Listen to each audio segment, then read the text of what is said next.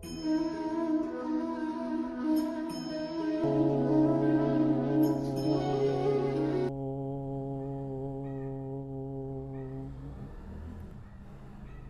दर्शकगण, सादर नमस्ते। आज हम योग दर्शन चालीसा के 12वें सूत्र पर विचार करेंगे। सूत्र है तस्य वाचकः प्रणवः। परमात्मा का प्रकरण चल रहा है और परमात्मा का नाम क्या है, इसका बहुत झगड़ा दुनिया भर में है। कोई उसको भगवान कहता है, कोई ईश्वर कहता है, कोई परमात्मा कहता है, कोई अल्लाह कहता है, कोई गॉड कहता है, और अपने अपने नाम के लिए लोग झगड़ रहे हैं। यद्यपि नाम में कुछ नहीं रखा है।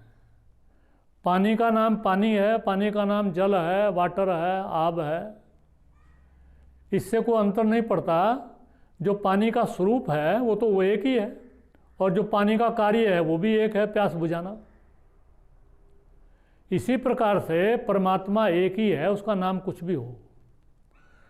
और ये सब अलग अलग जो नाम है, इन सब में योग दर्शन कह रहा है तस्य वाचकः प्रणवः। तस्य मैंने उस परमात्मा का, वाचकः मैंने नाम, प्रणवः प्रणव है। प्रणव किसको बोलते हैं? जो प्राण के साथ चलता है। ओम चलता है प्राण के साथ। ओम से अधिक कोई ऐसा शब्द नहीं है जो प्राण के साथ ठीक प्रकार से चलता हो। जब हम ओम बोलते हैं तो ओम को 3 अक्षरों में बांट देते हैं, ऐ ऊ मैं।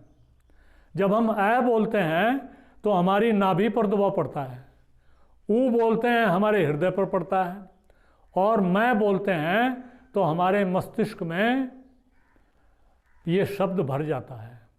इस प्रकार से पूरे शरीर के अंदर ये घूम जाता है शब्द।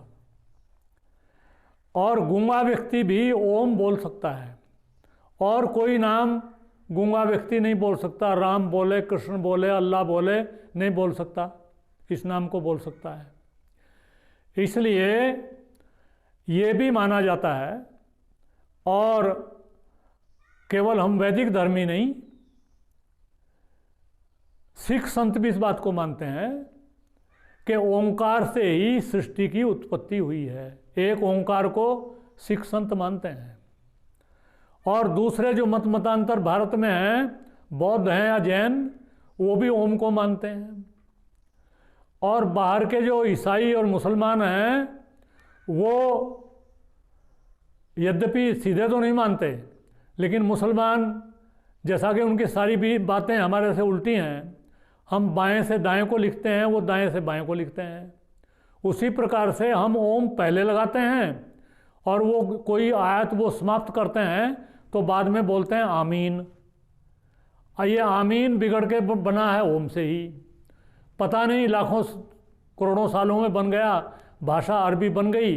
अरबी भाषा में बहुत से शब्द ऐसे हैं जो संस्कृत से मेल खाते हैं। इसी प्रकार से हिब्रू भाषा में जो बाइबल के ओल्ड टेस्टामेंट और न्यू टेस्टामेंट लिखे गए हैं, वो भी वहाँ ओमेन बोलते हैं। और आप जानते होंगे कि omnipresent, omnipotent, omni patient, omniscient, सर्व व्यापक को ओमनी प्रेजेंट कहते हैं, सर्वज्ञ को ओमनीशिएंट कहते हैं। तो वो ओमनी का मतलब है सर्वव्यापक, और वो सर्वव्यापक ये ओम ही है। ये शब्द है परमात्मा का, ये परमात्मा का नाम है। तो तस्य वाचकः प्रणवः, उसका वाचक परमात्मा का प्रणव है, ये इसका अभिप्राय है। इसीलिए गीता आदि उपनिषदों में सब जगह इसकी चर्चा है। उपनिषद में, कठोपनिषद में आया प्रणवो धनु शरो ही आत्मा ब्रह्म तल्लक्षम उच्यते अप्रमत्तेन वेद्यव्यम सर्वतन्मयो भवेत्।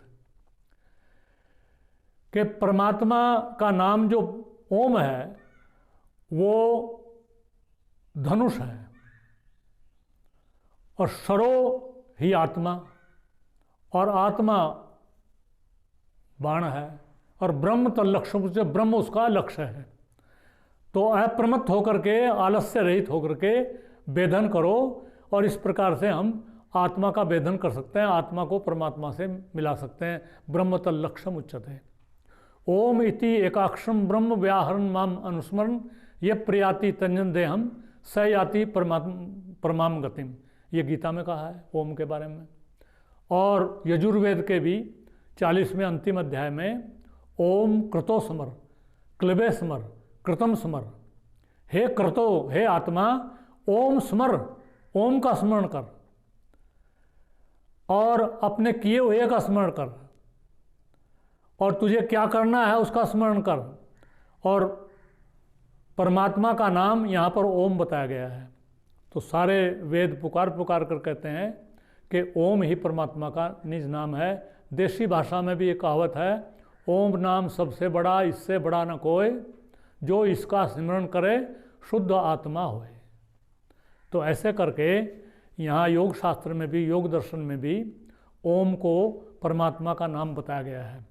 और जब आप साधना करते हैं और ओम का जाप करते हैं तो आप देखेंगे कि ओम का अनवरत जाप हो सकता है। ओम ऐसे जब बोलेंगे ना तो बीच में कोई गैप देने की आवश्यकता नहीं है। आप कोई कृष्ण बोलेंगे या राम बोलेंगे तो बहुत थोड़ी देर में उसमें इतना उतार चढ़ाव नहीं होता है जिससे ओम में हो सकता है। तो ओम से बढ़कर के कोई नाद ऐसी नहीं है जो हमें आत्मा को परमात्मा से जोड़ सकती है। इसलिए ओम को ही परमात्मा का निज नाम बताया गया है। और ये इस सूत्र में तस्य वाचकः प्रणव कहा गया है। ऐसा ही सूत्र का भाव है। इति ओम शम नमस्ते जी।